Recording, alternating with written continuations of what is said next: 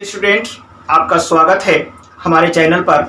हम अपने highlight of geography के सेकेंड वीडियो में लिथोस्फीयर की चर्चा कर रहे थे और लिथोस्फीयर के दो टॉपिक्स को आज हम देख चुके थे उस वीडियो में।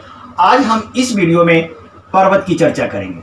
देखिए, पर्वत में आप बहुत सारे पर्वतों के बारे में स्टडी करते हैं। एंडीज पर्वत के बारे में स्टडी करते हैं, अपलेशियन पर्वत के बारे में करते हैं, आप ग्रेट डिवाइडेड रेंज के बारे में करते हैं। लेकिन ये सारे पर्वत आप कहाँ हैं, आप उसको लर्न करते हैं, लेकिन लर्न करते हैं उससे हमें कंफ्यूजन होता है और उस फैक्ट को हम भूल जाते हैं। तो इसका जो है स्टडी करने का सबसे अच्छा तरीका है कि हम वर्ल्ड का मैप बना लें और वर्ल्ड के मैप के पर जो है सारे पर्वतों को लोकेट करें और उसका एक सिस्टमेटिक तरीके से स्टडी करें। तो स्टूडेंट्स, मैं आपको लेके चलता हूं वर्ल्ड के मैप पर। देखिए, हम यहाँ पर हमने वर्ल्ड का मैप ड्रॉ किया और इस वर्ल्ड के मैप को अच्छी तरह से हम समझ रहे हैं कि कौन सा पोर्शन क्या है। आपका देखिए, यहाँ पर जो हमने पोर्शन बनाया या उत्तरी अमेरिका का पोर्शन से, यह नीचे का पोर्शन हमने जो बनाया या दक्षिणी अमेरिका का पोर्शन है, और यह जो हमने बनाया यह अफ्रीका का पोर्शन है। आपका ऊपर का पोर्शन यूरोप का पोर्शन पड़ेगा और इधर जाके देखेंगे तो एशिया का पोर्शन आएगा और यहाँ पर जो हमने बनाया यह ऑस्ट्रेलिया हो। ठीक है, अब हमने कुछ पर्वतों की चर्चा करेंगे। देखिए, यहाँ पर हम पर्वत बता रहे हैं। आपका एक पर्वत आपका जो नॉर्थ अमेरिका में यहाँ पर एक पर्वत है। देखिए सर, ऐसे इस तरह से पर्वत है। यह जो पर्वत यहाँ पर है आपका, ये उत्तरी अमेरिका का पोर्शन से, और इस यहाँ पर जो पर्वत है इस पर्वत को हम अपलेशियन पर्वत कहते हैं। क्या कहते हैं? अपलेशियन।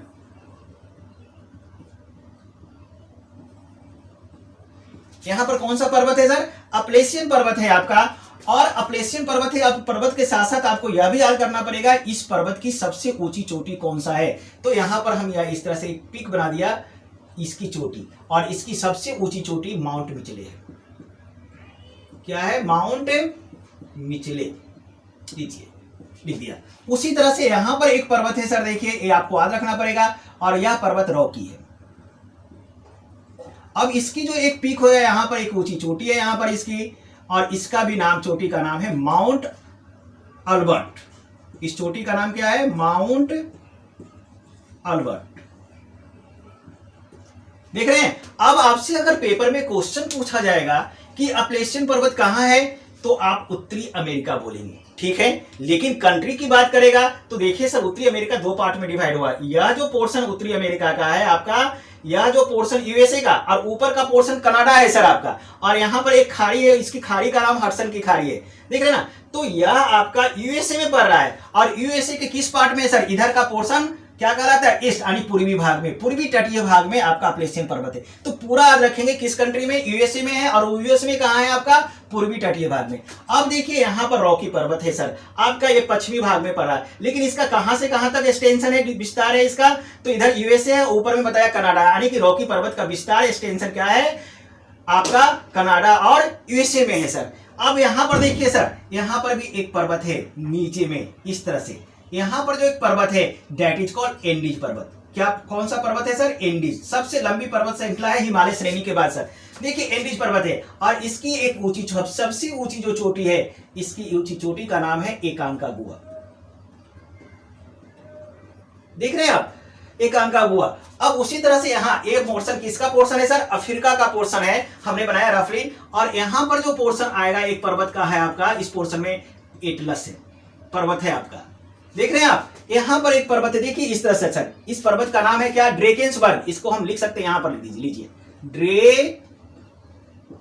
ड्रेकेंसबर्ग पर्वत है यहां पर। उसके बाद देखिए आपका यह ऑस्ट्रेलिया का पोर्शन है, यहां पर भी एक पर्वत है सर, यह ग्रेट डिवाइडिंग रेंज है। ग्रेट डिवाइडिंग रेंज है आपका पर्वत। अब देखिए, ये सब इस तरह से स्टडी हम करेंगे तो हमारा कभी गलती नहीं। आपको तो यहाँ पर हम बहुत कम पर्वत बताए आपको, जब हम वहां पर क्लास लेंगे तो बहुत सारे इस तरह से वर्ल्ड का मैप बनवाएंगे आपसे, और हम भी बनाएंगे बोर्ड पर इस तरह से रफली वर्ल्ड का, और वहां पर पर्वत को हम लोकेट करेंगे, और आप भी वहां घर में बैठ के अपने वर्ल्ड के मैप पर आपके पर्वत को लोकेट करेंगे। जब अपने हाथों से बनाएंगे तो फिगर आपके ब्रेन में सेट हो जाएगा। इसके साथ साथ को अपने इसके पीक अर्थात चोटी का भी नाम लिख लेंगे, ताकि आपको किसी भी तरह से उल्टे पुल्टे भी सवाल आए तो हमें किसी प्रकार का गलती नहीं हो। आपसे पूछा जाएगा ग्रेट डिवाइडिंग रेंज कहां पर है। देखिए सर यहाँ पर ऑस्ट्रेलिया में हम बना के रखे हैं। आपसे पूछा जाएगा एटलस कहां है सर, अफ्रीका में, तो अफ्रीका में कहां पर, तो देखिए इधर का पोर्शन नॉर्थ और वेस्ट है, तो नॉर्थ वेस्ट में है।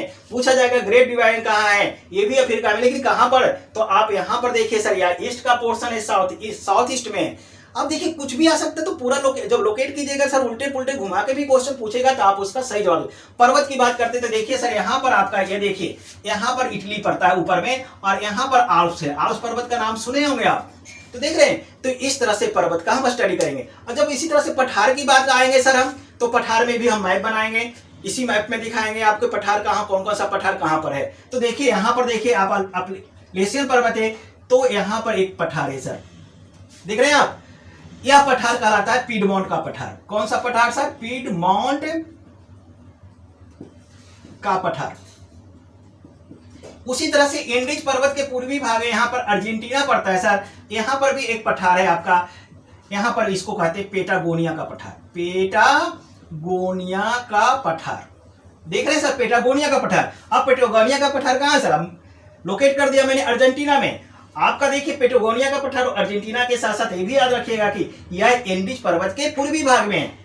पीडमोंट का पठार यूएसए में है, कहां पर है सर, अपलेशियन के पूर्वी भाग में। और ऐसा पठार जो पर्वत के सटे हुए क्रिएट होता है, ऐसे पठार को हम ग्रीपीय पठार कहते हैं। यानी किस तरह के दोनों पठार हुआ सर, ग्रीपीय, इस तरह से। उसी तरह से यहाँ पर आप देखेंगे इंडिया है, और इंडिया में तिब्बत का पठार काफी आप पढ़े होंगे सर। और तिब्बत की सबसे ऊंची चोटी पामीर के नाम से जाना जाता है, और पामीर को जो है रूफ ऑफ द वर्ल्ड कहते हैं, यानी दुनिया की छत के नाम से जानते हैं। और इसी तिब्बत के पठार पर एक झील है सर, उस झील का नाम टीसू सिक्री झील है, जो विश्व की सबसे ऊंची झील है आपका सर, और यह खारे पानी की झील है। पर झील में जाएंगे तो देखिए झील आ गया सर। उसी तरह से यूएसए में यहाँ पर 5 झील है सर, सुपीरियर झील यहाँ पर है आपका, जो विश्व की मीठे जल की सबसे बड़ी झील है। अब देखिए सर यहाँ पर तो बहुत सारे क्वेश्चन से आ रहे हैं, देख रहे हैं सर। तो जब हम मैप बनाते हैं तो बहुत सारे, अगर मैप में करते हैं तो और बहुत सारे इंफॉर्मेशन आपके सामने आ जाते हैं सर। देखिए आपको इसको थोड़ा सा हम इसको रफ करते हैं, और उसके बाद इसमें जब मैप बन गया है तो और बहुत सारी इंफॉर्मेशन को यहाँ पर आपको हम बताने का प्रयास करेंगे सर। देखिए, और जब सब बहुत सारी इंफॉर्मेशन एक साथ जुड़ेंगे तो आपको पढ़ने में मजे आएंगे, क्योंकि मैप एक बनते हैं, क्वेश्चन बहुत सारे बनते हैं। मैप एक बनते हैं, क्वेश्चन बहुत सारे बनते हैं। देखिए अब हमने इसको मोटा मोटी रफ कर लिया सर। देखिए यहाँ पर जो देखिए यहाँ उत्तरी अमेरिका है और दक्षिणी अमेरिका। देखिए जब मैप बना हुआ तो बहुत सारी इंफॉर्मेशन आपको मैं दे देता हूँ, आगे कॉम्पिटिटिव एग्जामिनेशन में डायरेक्ट हिट करेगा सर। देखिए यह उत्तरी अमेरिका है सर, दक्षिणी अमेरिका, ये दोनों का भूभाग यहाँ पर जुड़ा हुआ था सर। यहाँ पर एक कट कर दिया गया और कट करके एक नहर बनाया गया, कैनल बनाया गया। दैट नहर इज कॉल्ड पनामा नहर। लीजिए सर एक नया इंफॉर्मेशन देखिए, पनामा नहर। अब इस पनामा नहर से क्वेश्चन आता है कि पनामा नहर किसे अलग करती है, तो पनामा नहर उत्तरी अमेरिका और दक्षिणी अमेरिका को अलग करती है। पनामा नहर किसको जोड़ती है अगर पूछा जाएगा, तो इधर आपका अटलांटिक महासागर है, इधर प्रशांत महासागर, अटलांटिक और प्रशांत को जोड़ती है। उसी तरह से यहाँ पर आइए सर, यहाँ पर यह आपका अफ्रीका का पोर्शन है, ऊपर वाला यूरोप है आपका, और यहाँ पर भी एक सागर है, और इस सागर को भूमध्य सागर के नाम से जानते हैं। कौन सा सागर सर है, भूमध्य सागर। मेडिटेरियन सी इसकी इंग्लिश होती है सर, भूमध्य सागर, देख रहे हैं सर। और यहाँ पर भी एक सागर है, इसकी यह कौन सागर है सर, इसको लाल सागर के नाम से जानते हैं, देख रहे हैं सर। और यहाँ पर जो है ये जुड़ा हुआ था पहले लैंड का पोर्शन, देख रहे हैं सर। अब इसी लैंड के पोर्शन को ब्रेक कर दिया गया, और ब्रेक करके एक नहर बना गया, वह नहर है स्वेज नहर सर। लीजिए अब यहां पर एक क्वेश्चन फिर राइज हो गया, स्वेज नहर किसे जोड़ती है सर, भूमध्य सागर और लाल सागर को। अब देखिए स्वेज नहर बनने से, स्वेज नहर जब नहीं था तो यहां पर जो है इंग्लैंड यानी ब्रिटिश के व्यापारी जो है इस तरह से पूरा अफ्रीका का चक्कर लगाते थे और भारत आते थे, जिससे समय काफी बर्बाद होता था। लेकिन स्वेज नहर बन जाने से व्यापारी सीधे भूमध्य सागर में आए, लाल सागर होते होते इंडिया पहुंच जाते थे, जिससे समय और धन की भी बचत हुई। तो देख रहे हैं सारे क्वेश्चन यहाँ पर बनते जा रहे हैं। उसी तरह से देखिए आप जल संधि के बारे में पढ़ेंगे, मैप बना हुआ है, तो जल संधि भी एग्जामिनेशन पॉइंट ऑफ व्यू से काफी इंपॉर्टेंट है, आपने सुना भी होगा।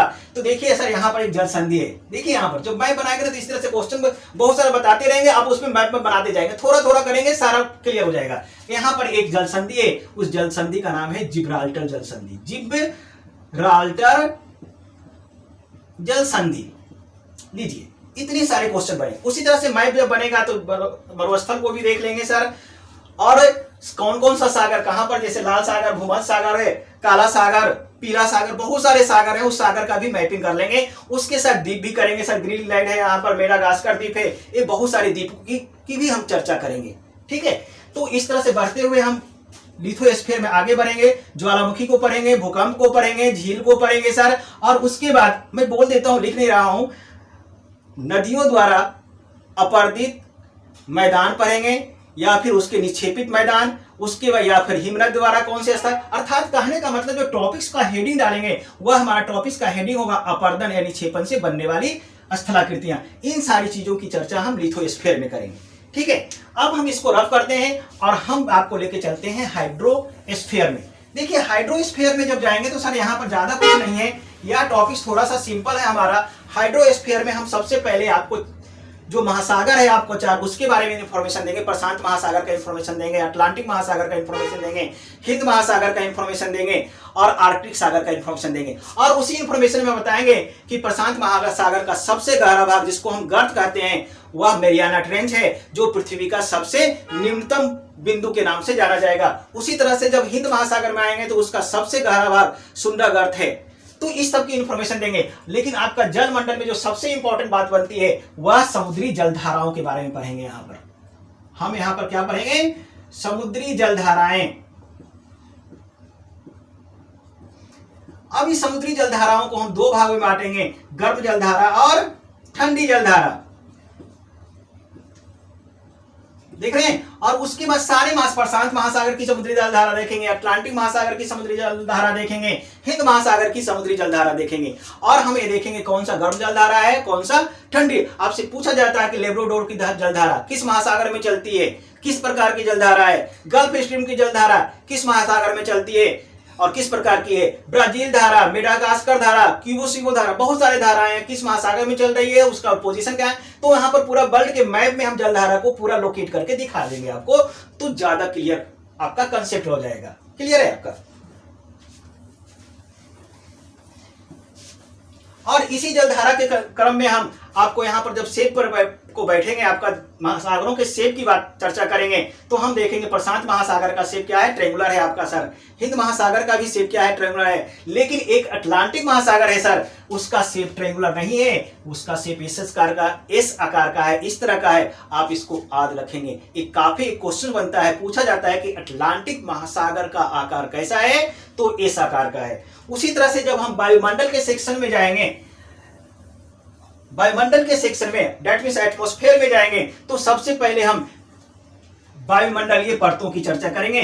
वायुमंडल की कौन कौन सी परतें हैं, इस तरह से हम परतों का डिवीजन करेंगे और उसका स्टडी करेंगे। और आप देखेंगे वहां पर हम बताएंगे सबसे नीचे का पोर्शन क्षोभ मंडल कहते हैं। और इसी क्षोभ मंडल में 165 मीटर ऊपर जाने पर टेम्परेचर में 1 डिग्री सेंटीग्रेड का जो है क्या होती है, कमी होती है। इसे ही लैप्स रेट ऑफ ट्रोपोस्फेयर के नाम से जानते हैं हम। और हम बताएंगे कि इसी क्षोभ मंडल में मौसमी हलचल होती है, जितने बिजली का गरजना, तूफान का आना, सब कुछ यहीं पर होता है। समताप मंडल में टेम्परेचर समान होता है, समताप मंडल होगा तो टेम्परेचर समान, और यहीं पर आपका जेट विमान यहीं चलती है। अब आपका रेडियो प्रसारण जो देखते हैं वह प्रसारण ऊपर जाके किस मंडल से लौट कर बाहर आता है, पृथ्वी पर दोबारा लौट आता है, तो वह आपको आयनमंडल। तो इस तरह से हम क्या करेंगे, वायुमंडलियों की परतों की चर्चा करेंगे। उसी तरह से इसी सेक्शन में हम देखेंगे ताप कटिबंध क्या है, पृथ्वी को 3 ताप कटिबंध में डिवाइड करेंगे।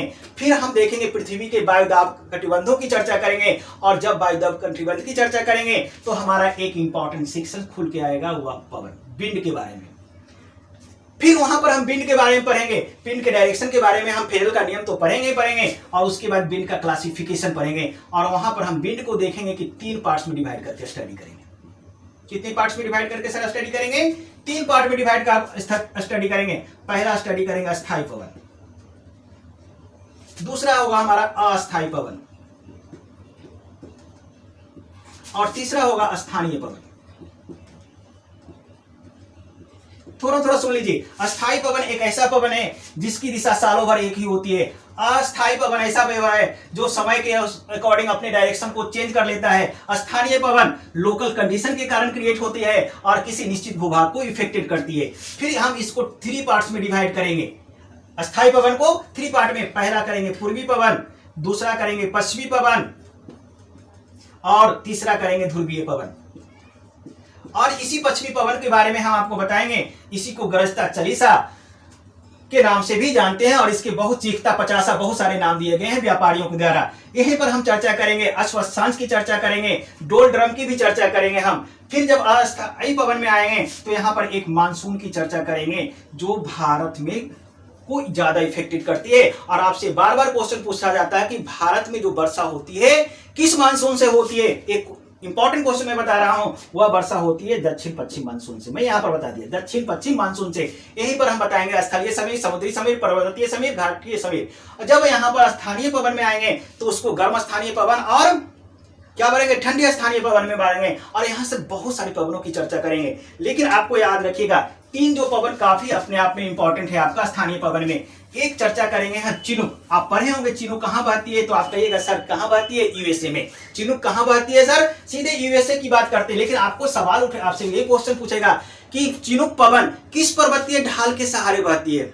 लीजिए किताब में तो पढ़े नहीं पर्वतीय ढाल के बारे में, सीधे रट्टा मार लिया लुसेंट कि चिनूक जो है आपका कहां बहती है, यूएसए की पवन है। तो देखिए आपको जो किस पर्वतीय ढाल के सहारे बहती है, थोड़ा सा हम फिर मैप में ले जा रहे हैं आपको। फिर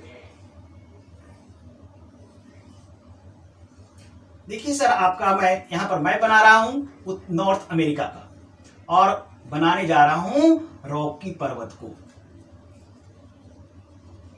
चलिए रफली बना लिया। चलिए यही मान लिया कि उत्तरी अमेरिका है और यहां पर रॉकी पर्वत है। देखिए क्लियर है। अब यह जो रॉकी पर्वत है सर, और इसी रॉकी पर्वत के इधर पश्चिमी पोर्शन से पर्वतीय ढाल के सहारे एक पवन चलती है। और कौन सा पवन चलता है, अभी क्या नाम लिया था मैंने, चिनूक। यही चिनूक पर तो आपका आंसर मिल गया। किस पर्वतीय ढाल के सहारे चलती है, आपका रॉकी के पर्वतीय ढाल के पश्चिमी भाग से चढ़ती है, पूर्वी भाग से उतरती है। और ये रॉकी पर्वत के इधर में एक प्रेरी घास का मैदान है। घास का मैदान भी सर काफी इंपॉर्टेंट है, ग्रासलैंड प्रेरी घास का मैदान है। और यह जो है शीत ऋतु में पूरा बर्फ से ढका होता है। और चिनूक एक गर्म पवन है। जैसे ही गर्म पवन आ जाती है, इस प्रेरी घास का मैदान जो बर्फ लेस हो जाता है, हिम का विनाश हो जाता है। इसीलिए चिनूक पवन को हिम भक्षी के नाम से भी जानते हैं। हिम भक्षी के नाम से भी जानते हैं। इसी को स्नो ईटर कहते हैं। क्लियर है आपका। आपसे ये भी पूछा जाता है किस पवन को स्नो ईटर कहा जाता है, हिम भक्षी, और क्यों कहा जाता है मैंने वो भी बता दिया, तो चिनूक को कहा जाता है। उसी तरह से आपको मैं बताएंगे कि एक ऐसा पवन है जिससे ब्लड रेन होता है। लेकिन ये ब्लड का रेन नहीं होता है, आपसे मैं बताऊंगा। आपका ब्लड रेन एक पवन होता है सिरोको, और उसी सिरोको पवन से ब्लड रेन होता है। वो ब्लड रेन कहां होती थी, इटली में। इटली में कहां होती है सर, इटली की पो घाटी में होती है। और सवाल बताएंगे आपको सिरोको पवन कहां चलता है, अफ्रीका के सहारा मरुस्थल से चलती है, जो भूमध्य सागर को पार करते हुए इटली के पो घाटी में जाती है। वहां पर वो ब्लड रेन ब्लड का रेन नहीं होता है, बल्कि आपका मैं बताऊंगा वहां पर रेत गिरते हैं। सहारा मरुस्थल को रेत गिरता है, लगता है कि ब्लड की वर्षा हो रही है। उसी तरह से हरमट्टन एक पर्वत है जो गिनी में चलती है, गिनी का हरमट्टन। और इसी हरमट्टन को जो है गिनी का डॉक्टर कहा जाता है। ये सब यानी कि पवन के कुछ स्थानीय पवन के कुछ लोकल नाम दिए गए हैं, वहां से वो भी आपके लिए काफी इंपॉर्टेंट है। इसकी हम चर्चा कहां करेंगे, आपको एटमॉस्फेयर में करेंगे। उसी तरह से यहां पर चर्चा करेंगे चक्रवात और प्रति चक्रवात। और इसी के साथ हमारा जो है फिजिकल ज्योग्राफी समाप्त हो जाएगा। और उसके बाद हम आपको इंडियन ज्योग्राफी में चलेंगे। इंडियन ज्योग्राफी आप लोग बेखूबी जानते हैं भारत का भूगोल के बारे में। देखिए आपका दूसरा जो सेक्शन आपका शुरू हो गया भारत का भूगोल। और यह सेक्शन भी एग्जामिनेशन पॉइंट ऑफ व्यू से काफी इंपॉर्टेंट है सर। और भारत का भूगोल पढ़ेंगे हम, जैसे ही जाएंगे तो आपको इंडिया का मैप लेंगे। और इंडिया का मैप हम थोड़ा सा बनाने की कोशिश कर रहे हैं रफली। देखिए बनता है कि नहीं, चलिए रफली तो बना ही लेंगे। आपको समझना है, आप समझ जाएंगे।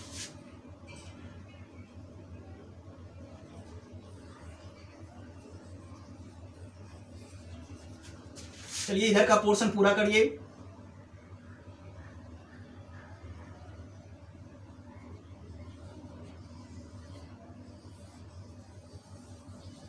चलिए सर रफली बनाया हूं मैं, उतना सही नहीं बनाया, चलिए कोई बात नहीं। आपको जो समझाना चाहते हैं समझा देंगे हम, ठीक है। यह इंडिया सेक्शन है आपका। और इंडिया सेक्शन में इंडिया के मैप की बात करेंगे। और यहां पर देखेंगे कि कौन सा, पहला तो स्टडी ये करेंगे भारत के कौन कौन से पड़ोसी देश हैं। तो देखिए पड़ोसी देशों की चर्चा करते हैं तो इधर इस पोर्शन में सबसे पहले भारत का पड़ोसी देश कौन आएगा? आपका पाकिस्तान आएगा, फिर यहाँ पर अफगानिस्तान आएगा, यहाँ पर चाइना आएगा, यह नेपाल का पोर्शन है सर, यह भूटान का पोर्शन है सर, यहाँ पर म्यांमार आएगा और यहाँ पर बांग्लादेश का पोर्शन आएगा और नीचे श्रीलंका है। टोटल भारत के 8 पड़ोसी देश हैं सर। हम यह देखेंगे कि भारत का कौन सा पड़ोसी देश भारत के किस किस राज्य के साथ स्थलीय सीमा बनाता है। अगर हम चाइना की बात करते हैं तो चाइना जो है हमारे किन किन राज्यों के साथ सीमा बनाता है, बाउंड्री का निर्माण करता है। तो यहां से चाइना तो आपको जनरली याद होगा कि यह पोर्शन चाइना का पोर्शन ऊपर का पोर्शन है, तो जम्मू कश्मीर को टच करेगा सर। यहाँ पर आपका हिमाचल है, टच करेगा सर। यहाँ पर कौन सा पोर्शन है जल्दी बताइए? छत्तीसगढ़ सर। नहीं सर, छत्तीसगढ़ नहीं, यह उत्तराखंड है, उत्तरांचल है आपका। यहाँ पर छत्तीसगढ़ यहाँ पर पड़ेगा सर। उसके बाद यहाँ पर आपका इधर आइए, यहाँ पर यूपी पड़ेगा, बिहार पड़ेगा, उसको टच नहीं करेगा। देखिए जम्मू कश्मीर को टच करेगा, फिर से देखिए जम्मू कश्मीर को टच करेगा, हिमाचल प्रदेश को चलेगा, यहाँ पर उत्तराखंड को टच करेगा, फिर ये पोर्शन को टच करेगा। देखिए यहाँ पर सिक्किम यहाँ पर है आपका सर, और इसके बाद अरुणाचल प्रदेश को टच करेगा। तो चाइना इतने राज्यों के साथ बाउंड्री बनाएगा, देख रहे हैं आप। अब आपसे ये भी पूछेगा किसके साथ बाउंड्री रेखा की लंबाई देखें। फिर उसी तरह से इधर पाकिस्तान देखेंगे किस किस राज्यों के साथ सीमा बनाती है। तो यहाँ पर जम्मू कश्मीर को देखेंगे, उसके बाद पंजाब को देखेंगे, उसके बाद राजस्थान को देखेंगे, उसके बाद गुजरात को देखेंगे। तो अगर हमारा मैप अगर अच्छी तरह से याद होता है, इस तरह से पूरा स्टेट कहां पर है, और यहाँ पर अफगानिस्तान आता है जो सिर्फ जम्मू कश्मीर के साथ सीमा बनाती है। उसके बाद कुछ देशों के साथ हमारा बाउंड्री लाइन भी है आपका, जैसे चाइना और भारत के साथ जो है मैकमोहन लाइन है, पाकिस्तान और भारत के बीच क्या है आपका रेड क्लिफ लाइन है, अफगानिस्तान और भारत के बीच ड्यूरेंट लाइन है। तो ये लाइन भी हमारे लिए काफी इंपॉर्टेंट बनते हैं, ठीक है सर। तो इस तरह से हम भारत के पड़ोसी देशों को देखेंगे और किस राज्य के साथ कौन सा, और हम यहाँ पर ये भी देखेंगे कि भारत की स्थलीय सीमा किस देश के साथ सबसे ज्यादा है। तो किस देश के साथ सबसे ज्यादा है? तो वह बांग्लादेश के साथ सबसे ज्यादा है, हमारा स्थलीय सीमा है। उसके बाद हम जो चर्चा करेंगे भारत के भौगोलिक डिवीजन के बारे में चर्चा करेंगे। जब भारत के भौगोलिक, यहां पर देखिए भारत का लिखते हैं हम भौगोलिक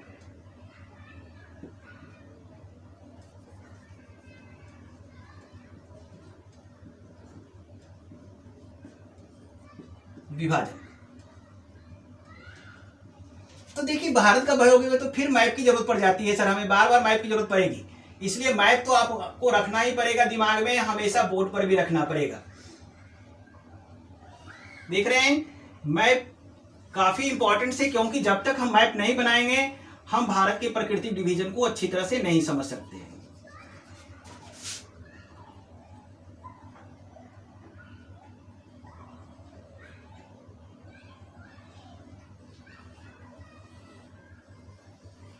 लीजिए, इस पर थोड़ा सा सही से बनाने का प्रयास किया मैंने, वो सही से नहीं बना था इसलिए मैंने उसको रफ किया था। लीजिए एक सिंपल सा भारत का, इंडिया का हमने मैप बनाया। अब मैप में देखिए यहां पर सर ए पोर्शन, लीजिए ये जो पोर्शन देख रहे हैं यहां पर, इसको सर देखिए भौगोलिक डिवीजन किया, मैप के अकॉर्डिंग हम लोग डिवीजन करेंगे। इसको कहा जाता है पश्चिमी तटीय मैदान।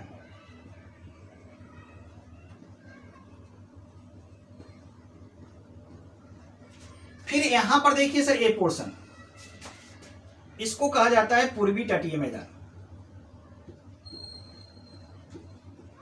देख रहे हैं आप। और ये पूर्वी तटीय मैदान के साथ एक पर्वत है, एक पर्वत श्रेणी है, इसको पूर्वी घाट कहते हैं। इसको क्या कहते हैं सर? पूर्वी घाट। और यहां पर भी एक पर्वत श्रेणी है, इसको कहते हैं सर पश्चिमी घाट। देख रहे हैं ना। और पूर्वी घाट और पश्चिमी घाट इस पॉइंट पर मिल रहा है, और यह डेट पॉइंट है दोदा बेटा।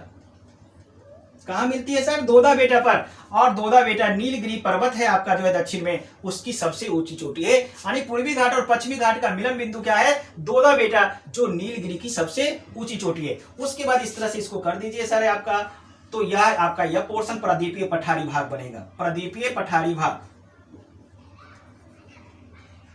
सही से लिख लीजिए, प्रदीपीय पठारी भाग। देख रहे हैं आप डिवीजन। अब यह जो पोर्शन यहां से आएगा और यह असम तक जाएगा, यह कहलाएगा सर उत्तर का विशाल मैदान। उत्तर का विशाल मैदान। देख रहे हैं प्राकृतिक डिवीजन। और ये क्या कहलाएगा? उत्तर का पर्वतीय भाग। देख रहे हैं ना, यहाँ पर हिमालय पर्वत श्रेणी के बारे में पढ़ेंगे, माउंट एवरेस्ट वगैरह की चर्चा करेंगे, कंचनजंगा वगैरह की चर्चा करेंगे। तो इस तरह से भारत का डिवीजन में देखेंगे, पहला क्या, उत्तर का विशाल पर्वतीय भाग, दूसरा उत्तर का विशाल मैदानी भाग, तीसरा प्रदीपीय पठारी भाग, चौथा पश्चिमी घाट, पांचवा पूर्वी घाट, पश्चिमी तटीय मैदान, पूर्वी तटीय मैदान, और उसके बाद भारत की कुछ द्वीप समूहों की चर्चा करेंगे। यहाँ पर अंडमान निकोबार द्वीप समूह होगा, और इधर आपका कौन सा द्वीप समूह होगा, लक्षद्वीप समूह होगा।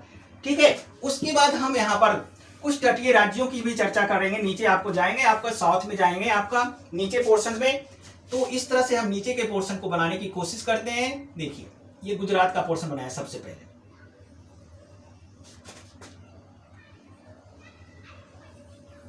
लीजिए, नीचे का पोर्शन है आपका, ये गुजरात का पार्ट है आपका। गुजरात में देखिए, यहां पर जो पानी का खुचा हुआ पानी का पोर्शन है, इसको कहा जाता है कच्छ की खाड़ी। ये सब याद रखिए सर, एकदम कच्छ की खाड़ी। और यहां पर जो वाटर घुसा हुआ है, इसको कहा जाता है खंभात की खाड़ी सर, देख रहे हैं आप। और इधर जो है आपका बंगाल की खाड़ी, इसको लिख लीजिए, बंगाल की खाड़ी। और इधर जो वाटर का बॉडी है, इसको कहा जाता है अरब सागर। आप लोग पहले से पढ़े होंगे, ऐसी बात नहीं है, आप लोग बहुत सारे कॉम्पिटिटिव एग्जामिनेशन देते रहते हैं। अब यहां पर देखिए, नीचे जो है अंडमान निकोबार द्वीप समूह है सर, यहां पर आपका लक्षद्वीप समूह है आपका, देख रहे हैं आप। अब यहां पर जो आपको देखिए, भारत के प्रदीपीय पठारी भाग में कुछ पर्वत काफी इंपॉर्टेंट पर्वत है। वह पर्वत, यहां पर एक पर्वत देखेंगे इस तरह से, डेट इज कौन, आरावली पर्वत यहां पर है। देखिए सर, जो भी स्टडी करेंगे सर, आरावली पर्वत मैप के अकॉर्डिंग करेंगे। यहां पर आपका यह पर्वत श्रेणी है सर, इस तरह से, इसका नाम है विंध्याचल पर्वत। फिर इसके नीचे एक पर्वत श्रेणी है, इसको कहा जाता है सतपुरा पर्वत श्रृंखला।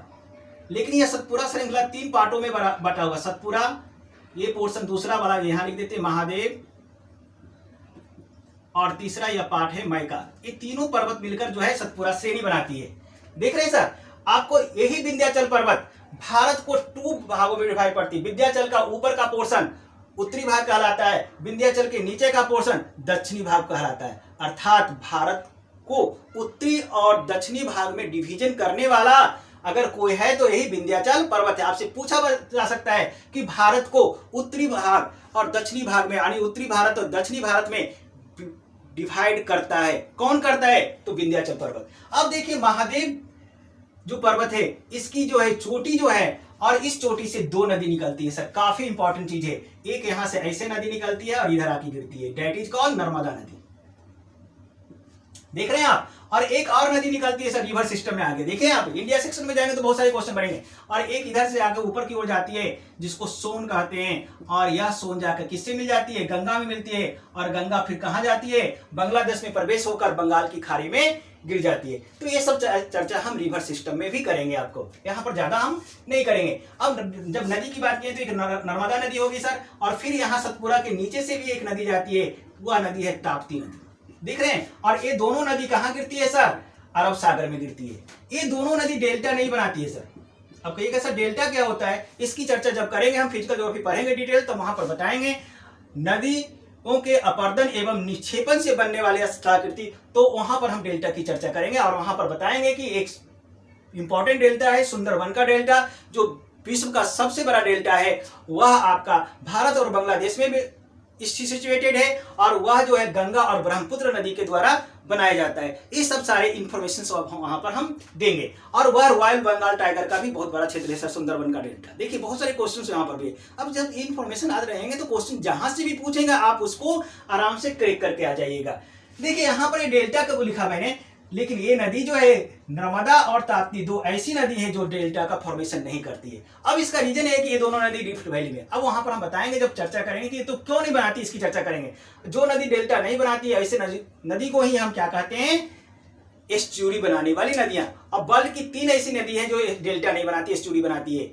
सभी नदी डेल्टा बनाती है, लेकिन 3 नदी, एक नर्मदा बता दिया, एक भारत का ताप्ती, और एक टेम्स। टेम्स नदी कहाँ की है सर, लंदन की नदी है टेम्स। ये दोनों 3 नदियां ऐसी है जो डेल्टा नहीं बनाकर एस्चुरी का निर्माण करती है। तो ये सारी चीजें हम भारत के प्राकृतिक डिवीजन में करेंगे सर। उसी के बाद जो हम वहां पर जाएंगे, दूसरा जो टॉपिक्स लेंगे, आप मानसून को लेंगे। मानसून में पढ़ेंगे हम दक्षिणी मानसून में वर्षा होती है, कैसे मानसूनी धारा इधर से आएगी और यहाँ पर आती है कैसे, सारा रिटेटिंग मानसून, ये सब की चर्चा करेंगे हम। उसके बाद हम चर्चा करेंगे भारत के रिवर सिस्टम की बात करेंगे। जब रिवर सिस्टम में आएंगे तो सर आपको गंगा तंत्र की नदियों को देखेंगे, ब्रह्मपुत्र तंत्र की नदियों को देखेंगे और सिंधु तंत्र की नदियों को देखेंगे।